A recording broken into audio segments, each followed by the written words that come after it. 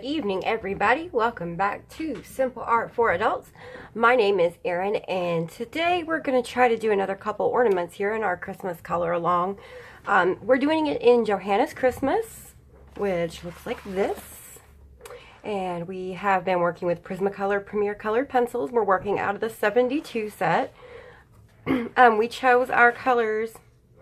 In the first episode, I kind of went through the process of how I choose colors to put in my coloring books. And so this is the palette we decided to use. Then we matched up all the colors and found lights and darks to go with them. And we've been putting them all over here on this side with the ornaments. So far so good. I think they're looking really, really lovely. Just ignore the shine. My lamp is right about here, so it's shining down on it, and it is wax, so it will shine quite a bit. I think today, I don't know if we're going to get 2 ornaments done. We're definitely going to try. But this one's going to be a little bit intricate, and it's going to require a little bit more patience. So, I'm not sure. We'll just have to see what happens. So, today, with this one, what I think I want to do, and I really honestly wasn't sure, because I was going to do purple for the background, like the light purple. And then, of course, the holly leaves green and the holly berries, the Tuscan Red. But now that I think about it, I don't want more purple because we already have purple here and we have purple here. So I think it would be a little much to put purple here. So I think what we're going to do is we're going to do beige in the background, and then we're going to do the green and the red. So what I would like to do first then is actually start with the background on this one. And I've got to sharpen up my my cream pencil really quick. We're going to start with the lightest color that goes along with our beige. And it just broke on me, of course. I don't know why this is happening more and more lately. I'm starting to wonder if I haven't dropped some of my pencils. I usually don't have the breakage issues. And I know it's not the sharpener because it's a relatively new sharpener. I probably should stick some graphite through it just to be on the safe side though. Alright, let's move that out of the way. And we'll zoom in.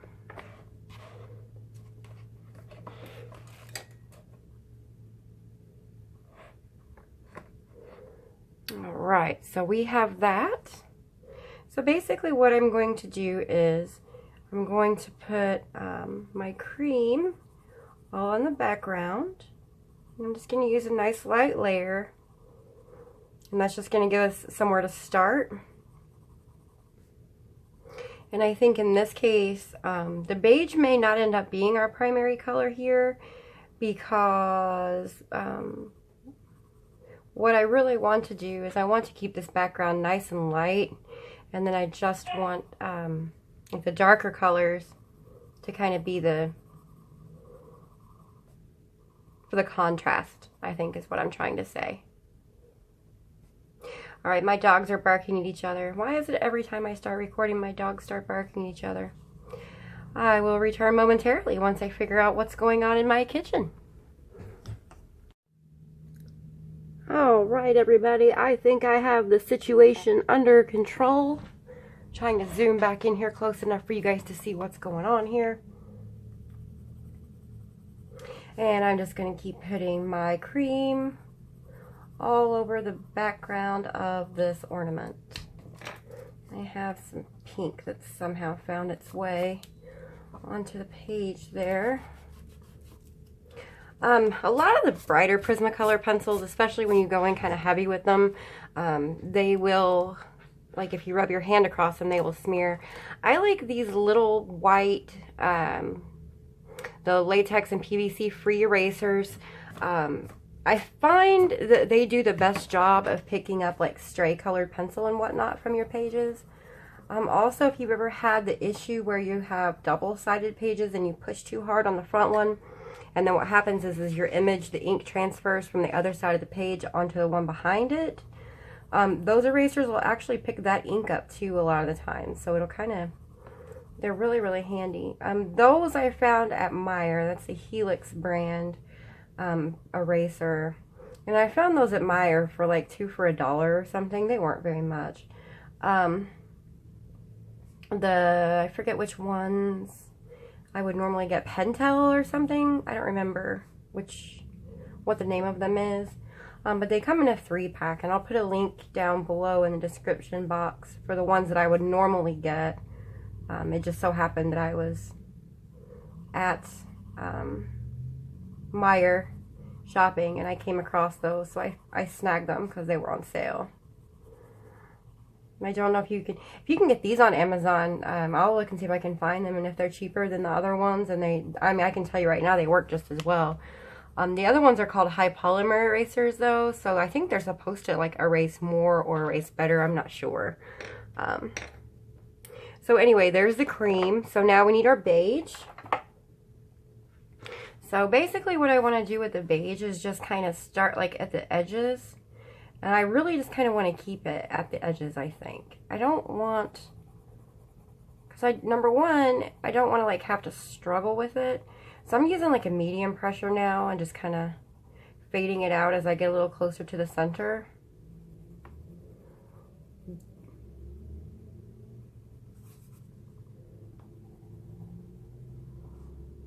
So medium pressure at the very edge and then fade it out into the cream.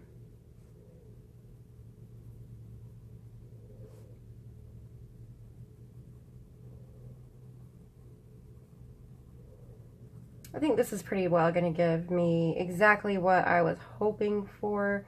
Just like basically the only reason that we're even putting a dark color around the outside is just to kind of give the illusion that it's 3-dimensional. And there's nothing wrong with leaving this the cream color.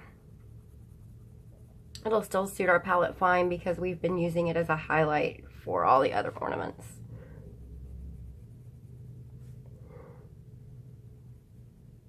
And then once we've got this in, the very last thing I want to do is go in with the peach, which is going to be the darkest color.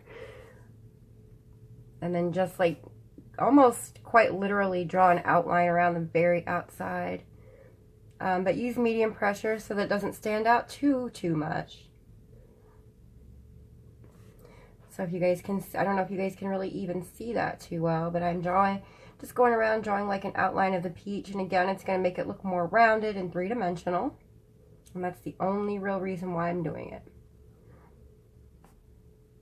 And then, once that's in, you come back in with your cream and just kind of blend everything together. And now you can use medium heavy pressure if you'd like. You can go in, you could burnish it at this point if you want to. It's up to you. And when I say burnish, I just mean use very heavy pressure to the point that you are flattening out I'm using the wrong color. That's beige. It's a good thing I didn't go out very far, isn't it? Okay. Time to get it together, Erin. Don't do what I just did. Use the cream. Go over everything. And if you want to burnish, you can. Don't have to. That's up to you. Because with the color this light, you're not going to see a whole lot of the white of the paper shining through, even if you don't burnish. So it's not necessary.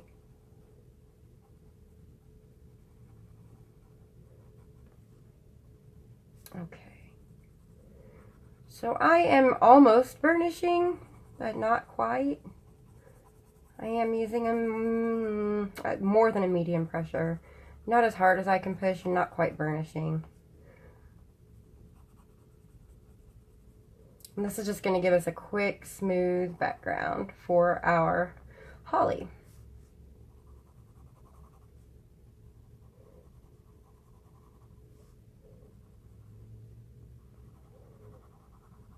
I can't seem to find a happy medium temperature in this room today. It was freezing in here earlier, so I turned the heat on and put it on relatively low, and then it warmed up in here, and now I'm hot, so...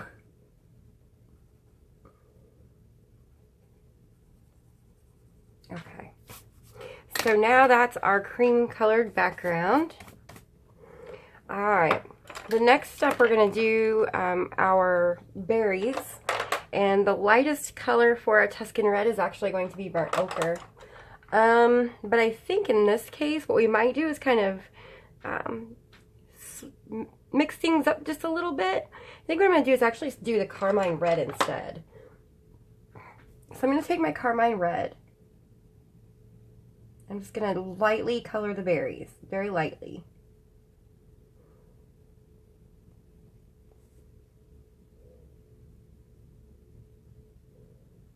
And we're going to use the Tuscan Red like as the shadow for these, because I think it's going to give us that real, if you guys have ever actually seen a holly berry up close, it's like that dark shiny red. So I think combining these two colors is going to be our best bet.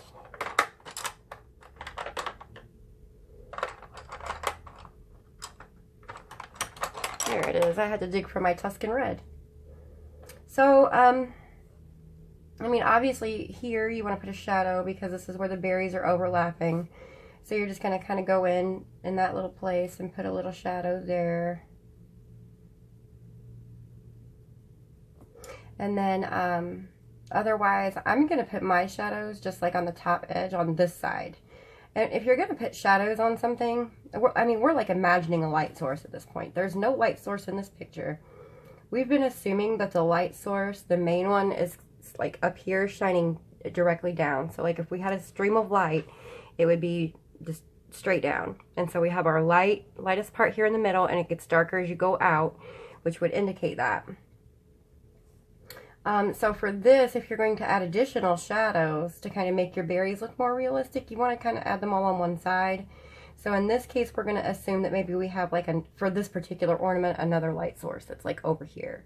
So the light's shining this way and it's hitting the berries on this end. And so the shadows go back here.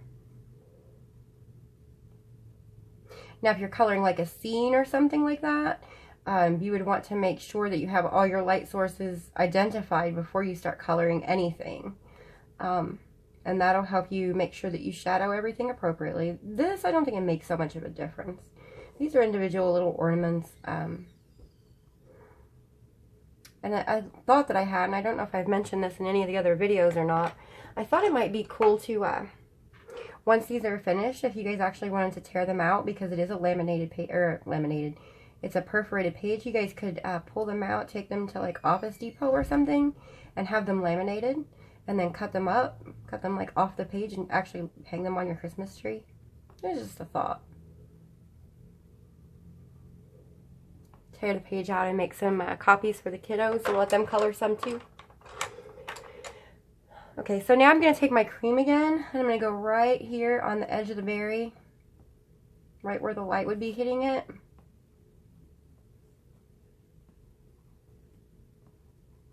And I left, I don't know if you guys can see it or not, but I left like a tiny, tiny little area that I did not color red. I left it pretty almost white so that that cream would really make it pop. All right, so there's our berries.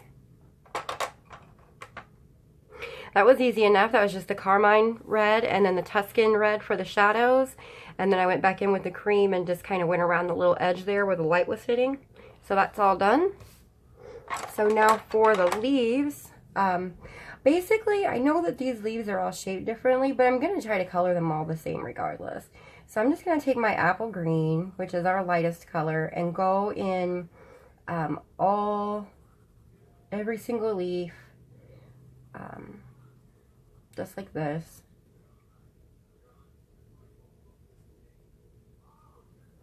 This is going to be a really pretty ornament, I think. So how has everybody's week been? It's Thursday today. This week I've been dealing with lost Amazon packages like crazy. I've had a package that's been lost by Amazon since Tuesday, and they finally found it, and UPS promised me it would be delivered today by 8 p.m. It's well after when UPS would have come to my house, and they've already been in my neighborhood today, and there's no package. It's actually two separate packages that are supposed to be here today. Neither one arrived. They went from Louisville, Kentucky, which is about 2 hours from me to the east. They went from Louisville, Kentucky to Indianapolis, or Plainfield, Indiana, which is right beside Indianapolis, which is 3 hours north of me. So for the life of me, I can't figure out what in the world UPS is even trying to do. Both of my packages went to Plainfield, which is a first. They never go there. So I don't know if they had some kind of issue at one of their UPS facilities where they couldn't send it to the normal facility that it would normally go to. I just don't know. So I'm starting at the center of the leaf where it meets the berries. I'm taking the lime green and I'm pulling it up about 2/3 of the way and fading it out the closer I get to the tip. So on this one, I just want to start light because it's almost behind there anyway. So same thing for every single one of these. I'm going to start down close to the tip. Medium light pressure and fade it out gently as I come up toward that tip. Same thing here, start by the berries. Fade it out. On these ones you can't see the berries, but you can assume they're there.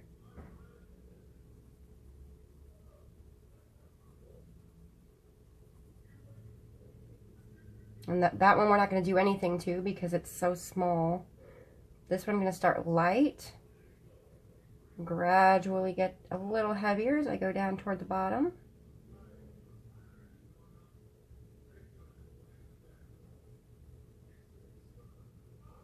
You guys can do this now that we've been working on this together for a while. You guys have learned a lot of really helpful techniques with the Prismacolors, how to layer them, how to blend them. So you guys at this point are capable of doing pretty much anything I'm going to do on this page. And that's kind of the fun part about it.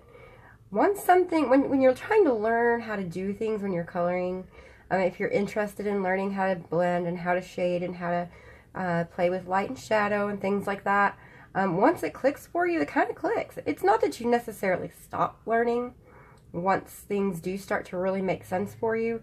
It's just that once something clicks for you and you put it into action on your own page and you see the results and what kind of difference it makes, it's, you know, it changes the way that you're going to color forever after that.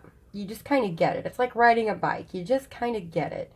You can always ride a bike better. Just because you can ride the bike down the street doesn't mean you can, you know, ride it with no hands or do wheelies or, you know, go on a bike ramp. And there's always new things you can learn. That's not what I'm trying to say at all. But what I'm saying is once you've learned the basics of how to blend and shade, the hard part's done. You're already almost there. And really, when I color, I don't do anything that's incredibly fancy schmancy. I just do the basics myself. Now we're coming in with our olive green, and we're just going to come up about 1/3 of the way. And this one I'm not even going to put any because it's already up more than likely farther than what the green would go. That one I'm going to leave alone. This one I'm just going to lightly mark off where I want it to stop and then get heavier as I go down. This has like a little part of the leaf overlapping, so I'm going to put in, make sure I've got it shadowed there. Okay.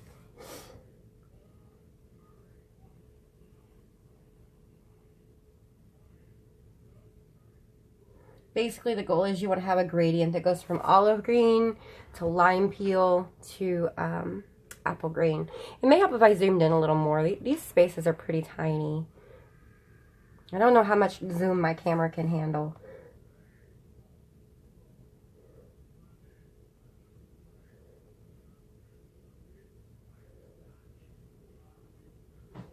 And plus I keep glancing up to make sure that I'm still coloring in the frame, and seeing my hand that huge kind of scares me. Holy cow, that's a lot bigger than it should be.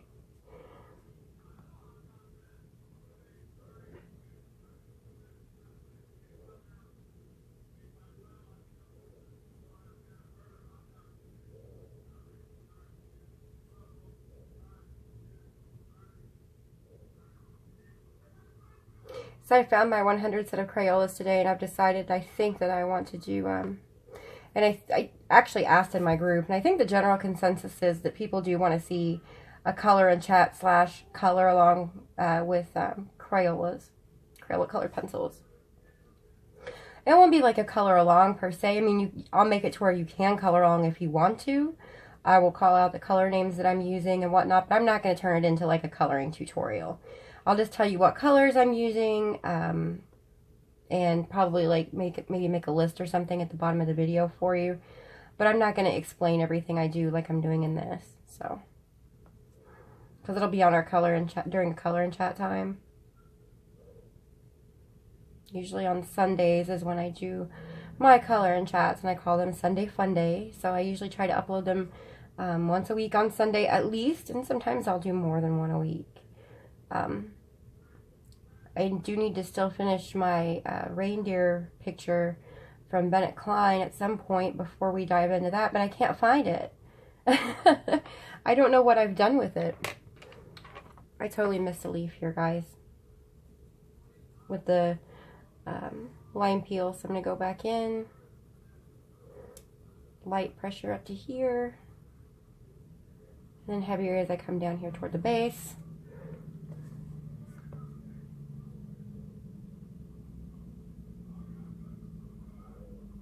And then the olive down at the very bottom. And I know when I mentioned it in the group, there were people who were like, "Are you kidding me right now? She just got her polychromos in the mail and she wants to do a color along in Crayola." Well, I mean, once again, guys, it's been brought to my attention, and not in a negative manner. So I do just want to dispel anything of the sort, like right away. But it's been brought to my attention that there are a lot of people out there who feel like many of us here in ColorTube land prefer our artist grade supplies. And that's what we use when we do color alongs, and that people feel like, you know, that they have to, or color and chat. And because we're calling out the color names, people want to color along with us. And but because they're artist grade supplies, there are people who feel left out because they either cannot afford to go buy the artist grade supplies, or they simply can't justify buying them. And there's nothing wrong with either one of those things. Like I said, I personally have a friend who colors all the time. And she doesn't have anything but Crayola because she's like, these work fine. Why would I buy anything else? It doesn't make any sense. So, I mean, if that's where you're at, that's fine with me. And I have absolutely no problem doing a color along with Crayola. So, I think it'd be fun. And I think it would be something that you don't see very often. Which is kind of why I had the idea. And I told this person, I'm like, you know what? I think I'm just going to do a color along in Crayola pencils. Just to show people that, you know, it's not about how much money you can spend. It's not a competition. We're not here trying to see who's got the most and the best stuff. I'm here to color and have fun, guys. It's fun for me to make these videos and talk to you. So at this point, I'm still just going back with my apple green, filling in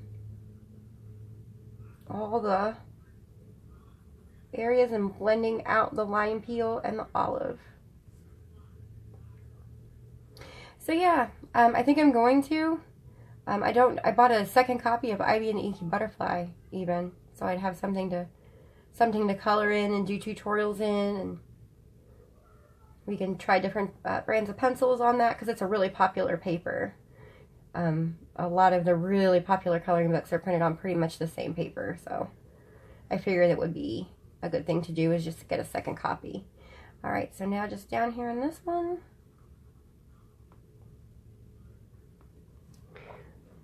That looks pretty good. I like that a lot. Now you guys might choose to go in and darken it up some more. You guys might choose to take like your cream and go up at the very tops and lighten it up some more, and that's up to you. It's not necessary either way. I like mine just like that, and I think I'm going to leave it just like that actually because I think it's cute. Now this one, I think I want to do, I thought about doing the Tuscan Red and the Carmine Red together, to be honest with you, and just having like a red ornament. Like we could do the lighter color in the background. So we'd start with our blush pink and then do the carmine red and magenta, and then in the center we would do the Tuscan Red with the sepia and burnt ochre highlight. I have not decided what to do with that one yet, so we just may skip that one for now. This one's definitely going to be Tuscan Red over here, so let me arrange.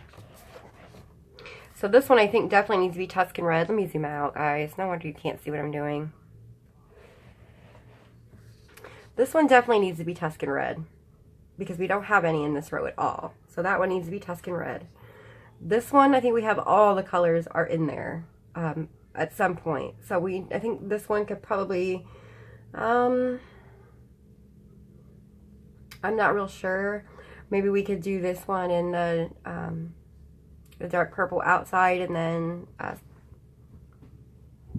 this is where it gets tough, is trying to figure out where to put all your colors once you have so much of it already done. This one, I think I want to do the light background for too, because we have the little snowflakes back there, and I think it would be cute to take a gel pen over the snowflakes. So I want to keep this background light. I want to do the birds, I think, in either the Tuscan or the Carmine.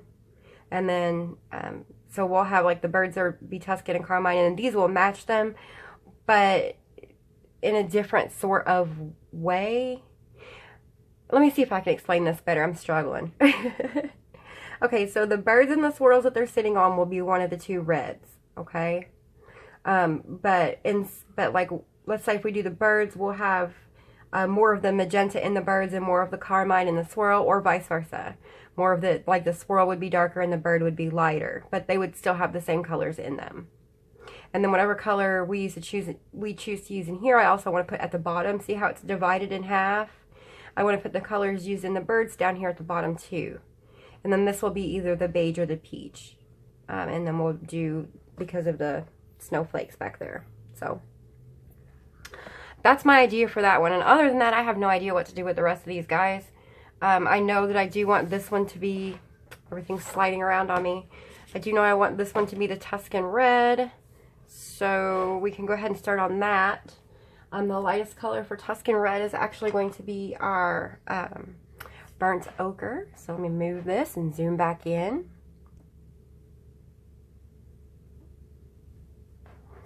Okay, so the main color for this then should be the Tuscan Red. So I'm just very, very lightly with the burnt ochre. And this is a pretty saturated color. So I'm using a real light hand so far. Again, if you see streaks or pencil lines or any of that stuff with this layer, it doesn't make any difference because we are going to go back over it.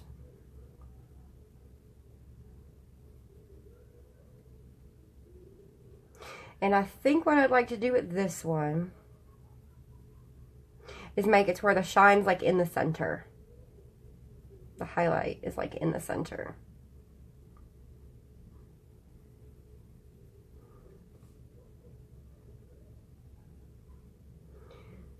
And to do that, what we would do would be to take our dark colors and like bring them up and then just leave the ochre in the center.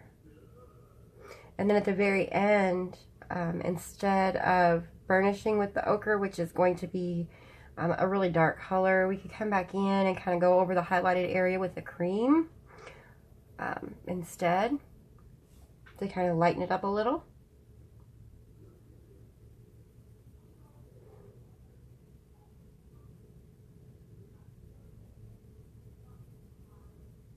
I did not remove my page from the book, so the reason that it's kind of shifted on your screen a little instead of dead center on your screen is because I'm out of room to move this book over any further.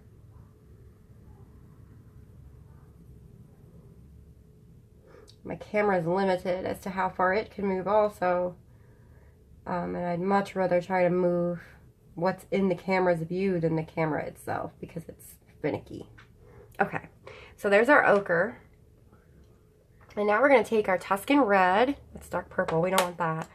Tuscan Red, and just kind of like very lightly at first because I want to make sure that we are leaving that highlight. So very, very lightly at first. I'm just putting some color in there.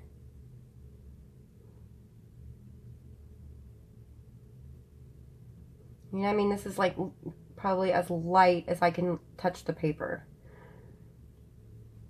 I'm struggling myself to get it light enough. That's how light it is.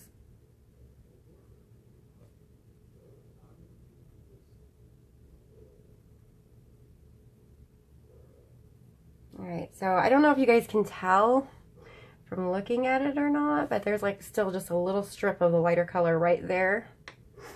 Now we're going to take our dark umber, which is going to be our darkest color for this, and we're just going to very, very lightly add that in down here at the bottom.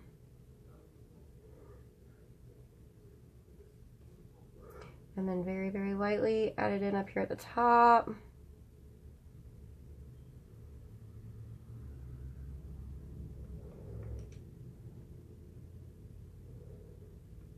I think that's going to work. So let's go ahead and finish this one out first, just to make sure that that this is going to give the color that I'm hoping it's going to give, and then we can go around and do all the other ones, all the other little petals. I raised it up too high right there, I think. So I'm just going to use my eraser and just very, very gently try to pull some of that color off. Just like that.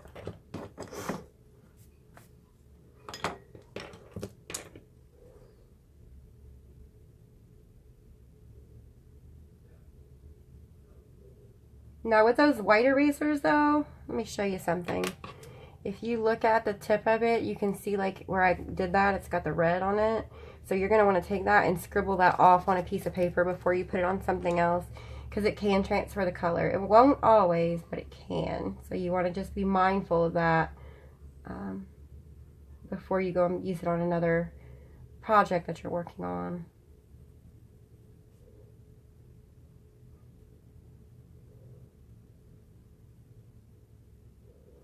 Alright, and then I'm going to take my, what is this again, burnt ochre?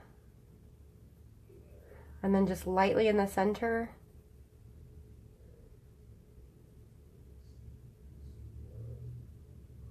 And then what I'm doing, guys, is I'm building up my colors. I'm not real sure, because I'm not real sure how to make the highlight appear the way I want it to. I'm slowly building the colors.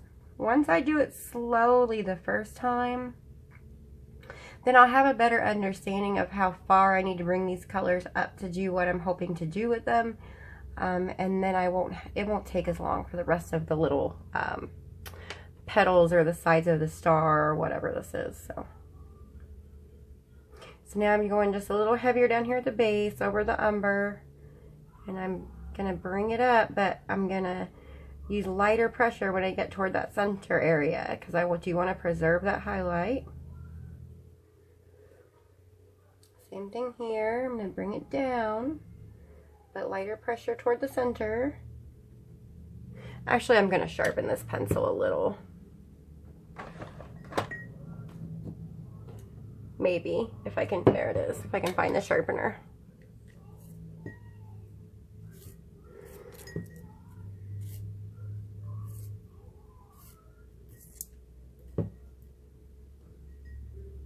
This one has a core that's off center. I can tell by the way it's sharpening.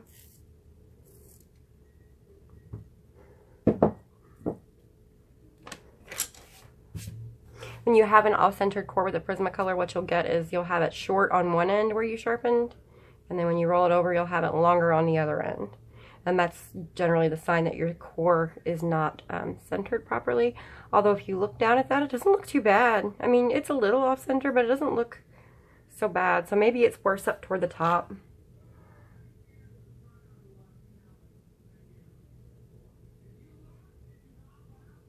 Yeah, and the sharper pencil is going to really let me get down in there and control it better. So that makes me happy.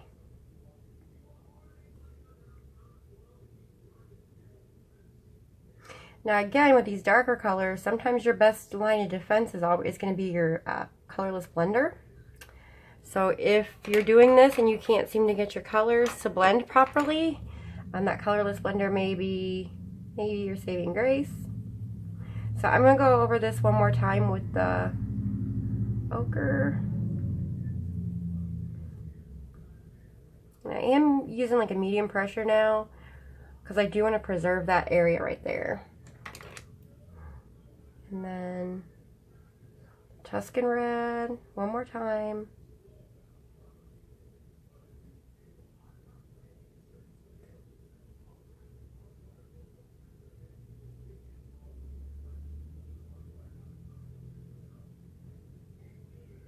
And I think I am going to use my blender pencil because the darker colors, and there's green on the tip of it, so I do need to clean it off. Because I don't want it to turn green, that's for sure. Because trying to move your dark colors into your lighter colors and vice versa can be a bit of a struggle.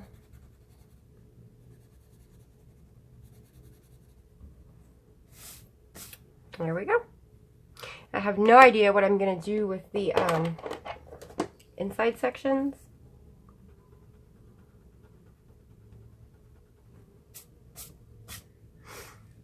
Not sure yet.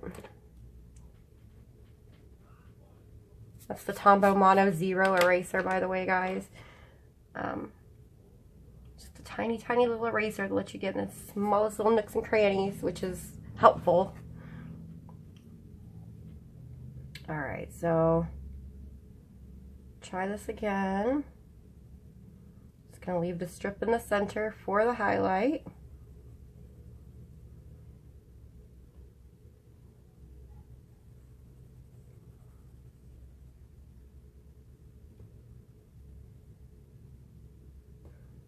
It's not quite the center this time, but oh well.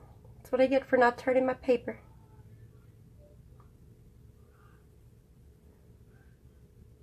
Okay.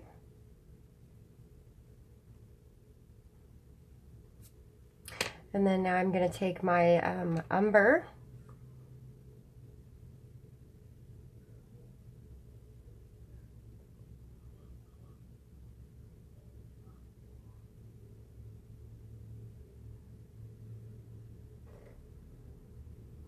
We're putting it down at the edges.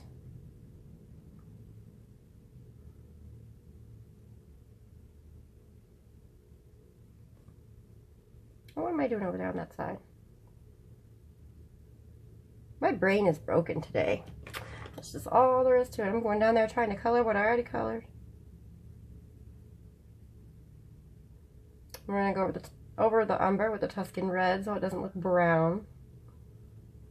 We just want it to be a shadow. We don't want it to be completely brown.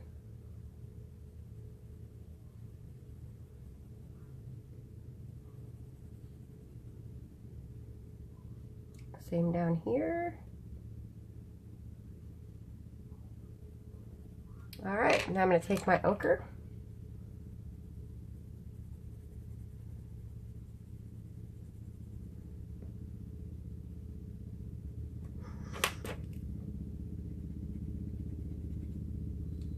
Clean up where I've gone outside the lines.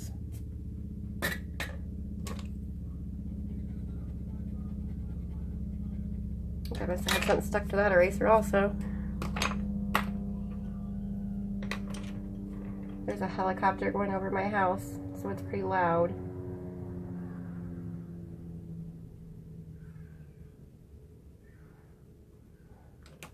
Alright, now I'm going to blend it out.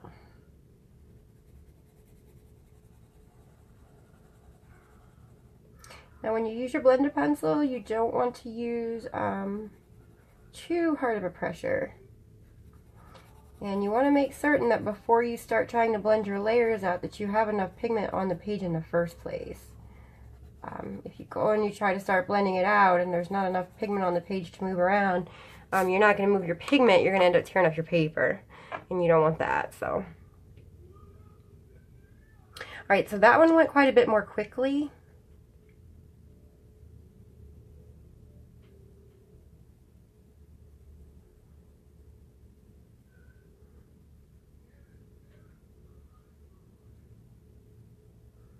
I know that we don't want any more purple in this row.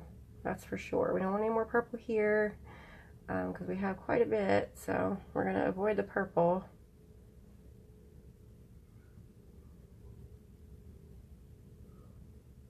We only have green in one, but it's the one right next to it.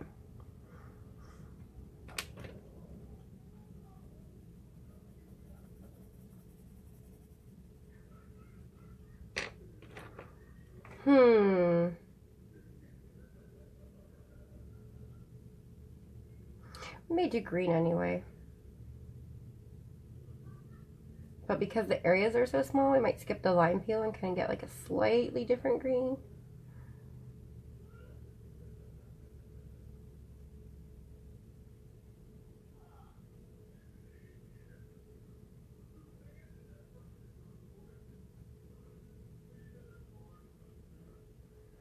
That's what I'm trying to do at this point because we have kind of like limited main colors and we have 12 ornaments here to color. So I'm trying to make our colors look just slightly different, but still the same and still within the palette. So I put the Umber in. Now I'm going back over with the Tuscan Red.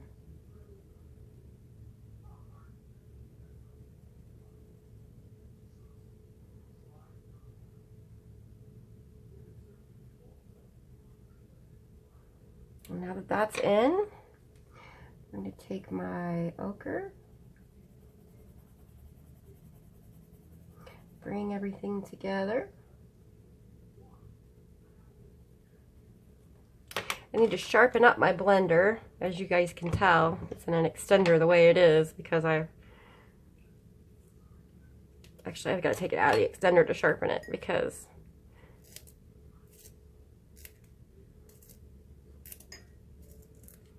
it's not my favorite extender. I've got a couple more in my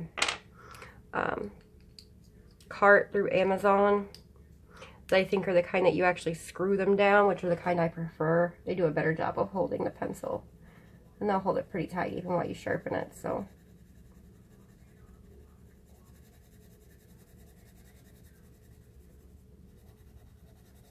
I think the Prismacolor branded one is like that.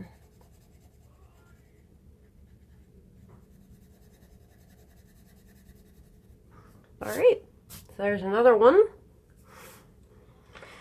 Okay, so Tuscan Red. We only got 2 more.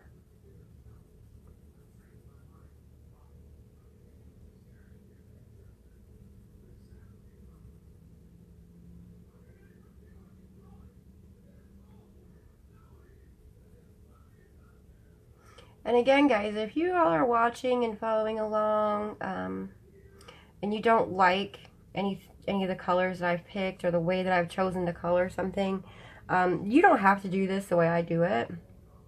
A lot of the time a color along isn't do exactly as I do. That's not what any of us really intend.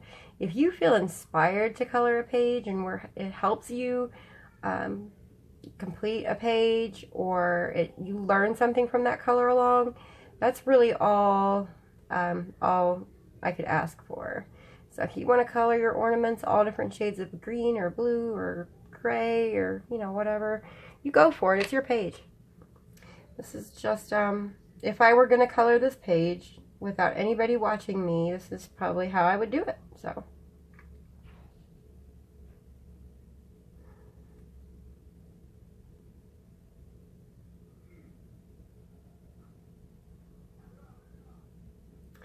Alright. So our first layer colors are in. Now we're going to go back and add the next one.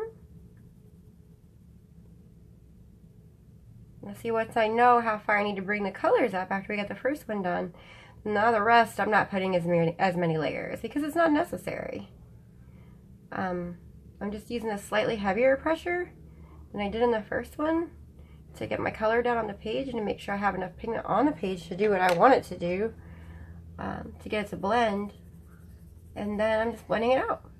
That's all there is to it. I may need more red down here, I think. I don't think I got quite enough. And they don't all have to be exactly the same either. This one I got brown down here, but that's okay.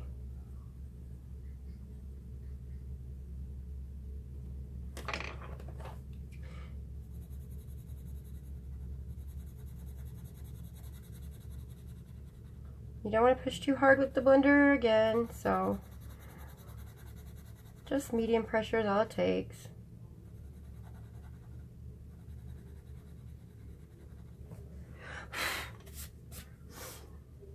And then the last one. Actually, I think with this one, I'm going to do the tips in the Tuscan Red, and I'm just going to use gel pen on all the rest of it. As a matter of fact, I think that's exactly what I want to do.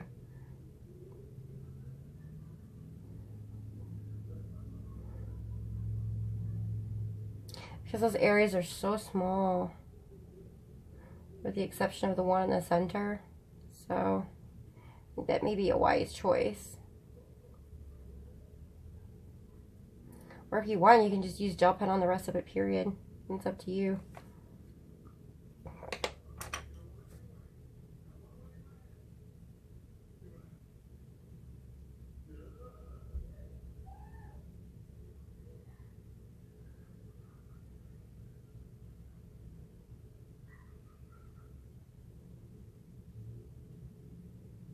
Umber down in there for the shadow.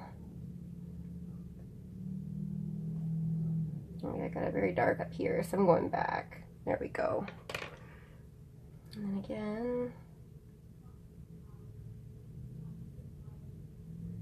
with the red, we're just going to pull it down a little more and apply it a little heavier so that we have enough that when we're ready to blend, it'll blend out for us. Same thing down here, just go over that umber. Pull it up a little heavier. The good thing about it too is that when you know you're going to use a blender pencil, you don't have to be quite as neat about things. It can be a little messier because the blender pencil will kind of fix a lot of your pencil lines and things like that.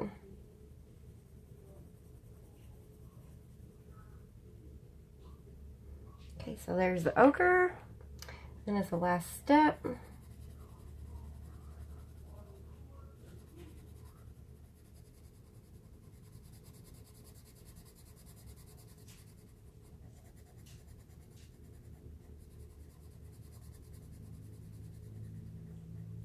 alright.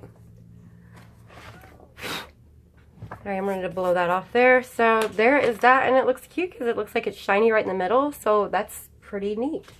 So I'm going to take, let's see, I did gold on the last one, so I'm going to take and make a giant loud mess is what I'm going to do over here.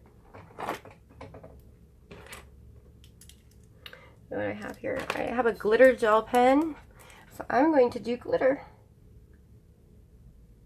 In the middle, I'm going to do silver glitter.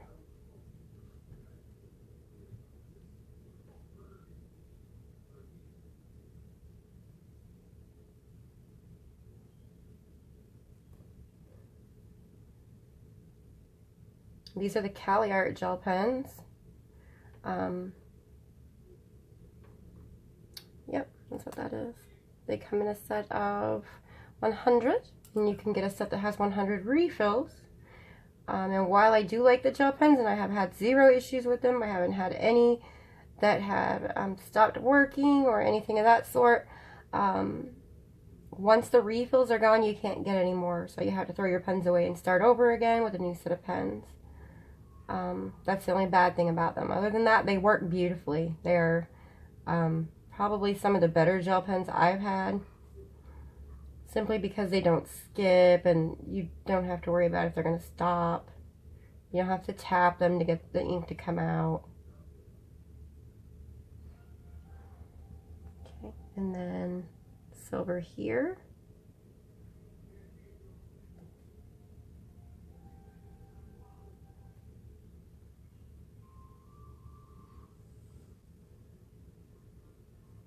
And I think at the very tips I'm going to put gold, because I think the gold will look nice. It'll provide some contrast. And I'm also going to make the hanger on that one gold too.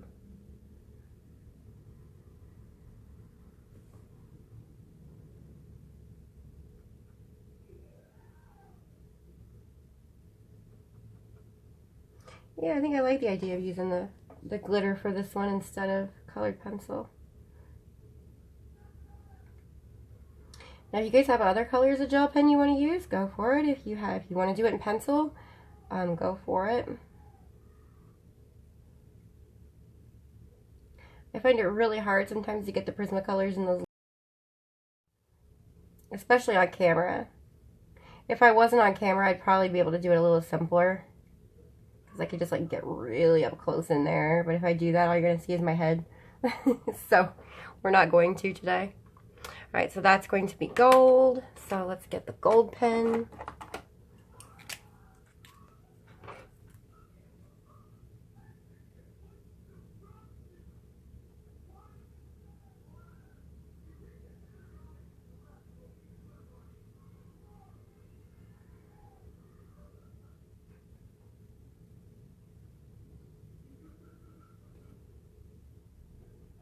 And I'm going to do all these in gold too.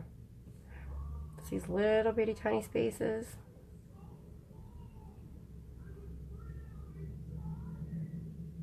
You guys could have done these in silver too. And just pretended like the black line wasn't there. So many different ways.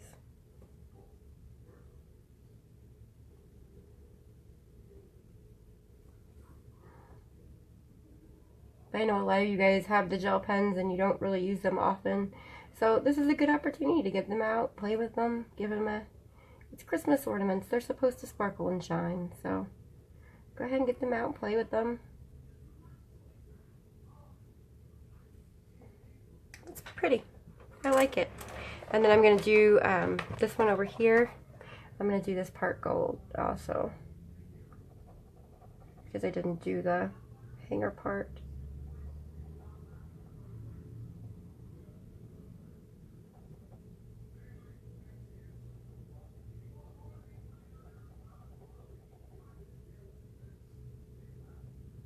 Alright, and then we're just going to leave that the very light cream. Then let me zoom out so you guys can see. And that's where we are. So we have 2 more episodes left, it would appear. We have 4 ornaments left to color, which equals out to 2 episodes. And these are going to be, it looks like, some of the tougher ornaments. I think I'm going to do gel pen on this one, like on the little areas where it reaches back like that. I'm going to do gel pen there. We may put some more sparkle gel pen in here. I don't know, because I don't want like this one and this one and this one to be the only ones that have any gel pen. I don't know. I thought gel pen worked real well for this one, so that's what I wanted to do. See what I mean? Look how sparkly. But I need to really sit and think about the colors, because we only have very limited colors. And it's kind of making it difficult to figure out what we're going to put where. Now, I know there's going to need to be some purple down here on the bottom. I know we're going to need to put the Tuscan Red, so I'm thinking Tuscan Red needs to go here. Purple maybe needs to go here. This we can do another pale color, so we could do like purple and green maybe. I don't know, purple and a pale color. Tuscan Red, a pale color, and green. I don't know. If you guys have any ideas about what colors you think, you know, where to pull these colors and put them in the remaining 4 ornaments, and you want to either message me on the Facebook group, Simple Art for Adults, or if you want to leave a comment down below, or if you want to join the Facebook group and just kind of start a thread and be like, hey, I think you should put this color here because I think it'll look nice.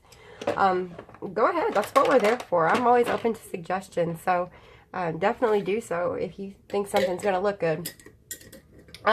Everything that you see me use in this video today, I'm going to put in the description box below.